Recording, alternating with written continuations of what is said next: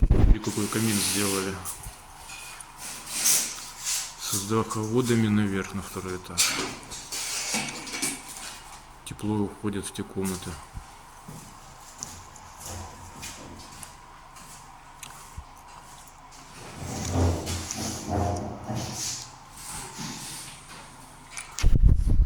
А на втором этаже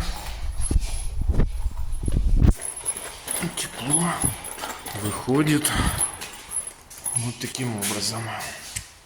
Из стенки ванной. Из пола вот таким образом.